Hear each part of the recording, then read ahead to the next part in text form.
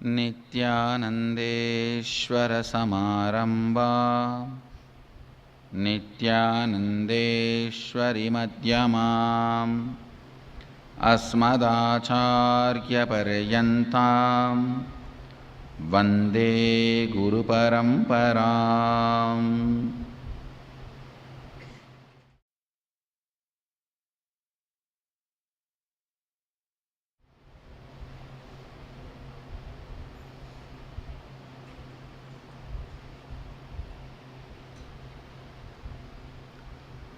ஆழ்ந்து இந்த ஒரு சத்தியத்தை உள்வாங்குங்கள்.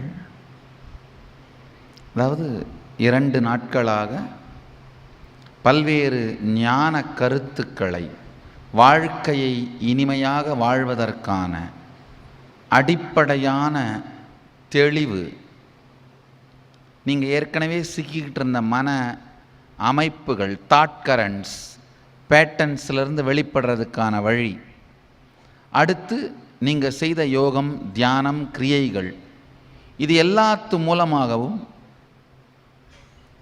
உங்களுடைய ஒவ்வொரு சக்கரத்திற்குள்ளும் குண்டலினி சக்தியை விழிப்படையச் செய்து, இப்போ இறுதியாக சிவதீட்சையின் மூலமாக விழிப்படைந்த குண்டலினி சக்தியை நிரந்தரமாக விழித்திருக்கும் நிலையிலேயே வைத்திருப்பது.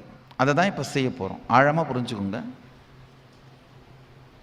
இந்த 7 சக்கரங்களும் அதில் குண்டலினி சக்தியை உயிர்ப்பிக்க வைப்பதும் சிவதீட்சைக்கும் என்ன சம்பந்தம்னு உங்களுக்கு தோணுனா அதுக்கு இதுதான் விடை. இந்த 7 சக்கரங்களிலும் சக்தி உயிர்ப்பிக்கப்படுகிறது. சிவதீட்சையிலே உங்களுக்கு அளிக்கப்படுகிற மந்திரத்தை தொடர்ந்து நீங்கள் தியானிப்பதன் மூலமாக அது 24 மணி நேரமும் செய்யலாம். தனியாக ஒரு நேரம் தேவையில்லை. 24 மணி நேரமும் தொண்டை குழிக்குள் அந்த மந்திரத்தை ஜெபித்து கொண்டே இருக்கலாம். ஜெபிக்கணும்னு கூட அவசியம் இல்லை, நினைத்து கொண்டே இருந்தால் போதுமானது. பல பல்கலைக்கழகங்கள் இப்போ ஆராய்ச்சியின் மூலமாக நிரூபிச்சிருக்காங்க. குறிப்பிட்ட சில சப்தங்கள் மூலமாக உங்களுடைய டிஎன்ஏவை மாற்றி அமைக்க முடியும். உங்களுடைய ஹோல் பயோமெமரியை ரீப்ரோக்ராம் பண்ண முடியும். உங்களுடைய உடலையும் மனதையும் குறிப்பிட்ட சில சப்தங்களின் மூலமாக முழுமையாக மாற்றியமைக்க முடியும்.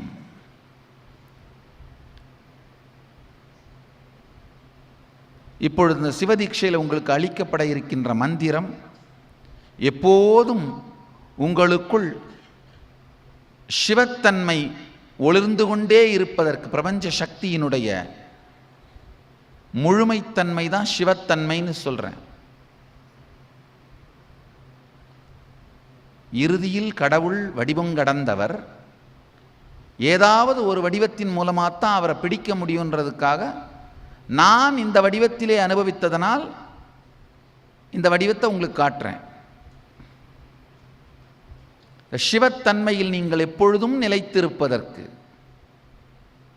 சிவமே நீங்கள் என்கின்ற நிலை, சிவோகம் எனும் அனுபூதியில் எப்பொழுதும் நிலைத்திருப்பதற்கான அந்த சிவோகம்ங்கிற அனுபூதி உங்களுக்குள்ள தொடர்ந்து வைப்ரேட் ஆகிறதுக்கு, உங்களுடைய உடலிலும் மனதிலும் எலும்பு மச்சையிலும் பயோமெமரியிலும் தசை நினைவுகளிலும் உயிர் நினைவிலும் சிவோகம் எனும் அனுபூதி தொடர்ந்து பொங்கிக் கொண்டிருப்பதற்கான வழி, நுட்பம் இந்த சிவதீட்சை. இதில் உங்களுக்கு அளிக்கப்பட போகின்ற இந்த ருத்ராட்சத்தை பற்றி தெரிஞ்சுக்கோங்க. சிவனுடைய ஈசனின் பயோ எனர்ஜி தான் அந்த ருத்ராட்சம். முருகப்பெருமான் 3வது கண்ணிலிருந்து தோன்றிய பிறகு அந்த ஆனந்தத்திலே அந்த 3வது கண்ணிலிருந்தே வெளிப்பட்ட நீர் துளி தான் ருத்ராட்சம். முருகனுக்கு இளையவன் ருத்ராட்சம், முருகனின் தம்பி ருத்ராட்சம். அவருடைய பயோ எனர்ஜி, சிவபெருமானின் சக்தி அது தொண்டைக்குழியில் இருக்குமானால் எப்பொழுதும் உங்களால் தொண்டைக்குள் இந்த மந்திரத்தை தொடர்ந்து ஒலிக்கச் செய்து கொண்டே இருக்க முடியும். பெருமான் தெளிவா ஆகமத்தில் சொல்றாரு, யார் தீட்சை பெற்று இந்த ருத்ராட்சத்தோடு இருக்கிறார்களோ அவர்கள் உயிரை யமன் எடுக்க முடியாது, அவர்கள் உயிர் எனக்கு சொந்தம். மரண காலத்தில் கூட உங்கள் உயிரை யமதூதர்கள் கொண்டு போக முடியாது, சிவதூதர்கள் தான் கொண்டு போக முடியும். பெருமானே வாங்கிக் கொள்கின்றார். ஜீவன் முக்தியும் மோட்சத்தையும் உங்களுக்குள் மலரச் செய்வதற்கான, வாழும் பொழுதே எப்போதும் சிவத்துவ நிலையில் வாழ்வதற்கான அருமையான வழி. எல்லாம் நிறைந்த பரம்பொருளைத்தான் இந்த சிவங்கிற வடிவில் நான் சொல்கிறேன். ஆனால் உண்மையில் அவர் வடிவங்களுக்கு அப்பாற்பட்டவர். விஷ்ணுவாகவும் சிவனாகவும் தேவியாகவும் விநாயகராகவும் முருகனாகவும் எந்த வடிவத்தில் நாம் அழைத்தாலும் அந்த வடிவத்தில் அருள் செய்வார். வடிவத்திற்கு அப்பாற்பட்ட அந்த பரம்பொருளை நாம் அணுகுவதற்கு வசதியாக இருக்குன்றதுக்காக இந்த வடிவத்தோடு, இந்த பெயரோடு அறிமுகப்படுத்துகின்றோம்.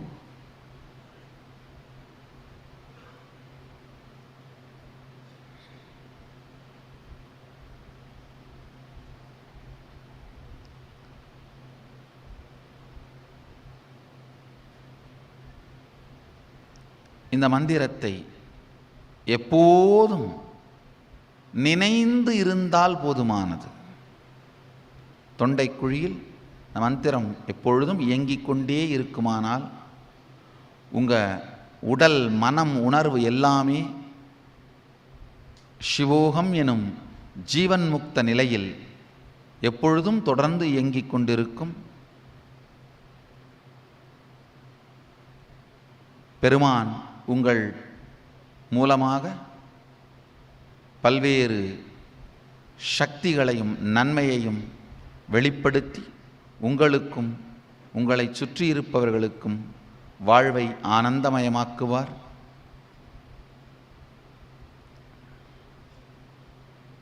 தீட்சைக்கு தயாராகுங்கள், நிமிர்ந்து அமருங்கள். இப்போ இந்த ருத்ராட்சங்கள் உங்களுக்கு அளிக்கப்படும். தீட்சைக்கு தயாராகும். நிமிர்ந்து அமருங்கள்.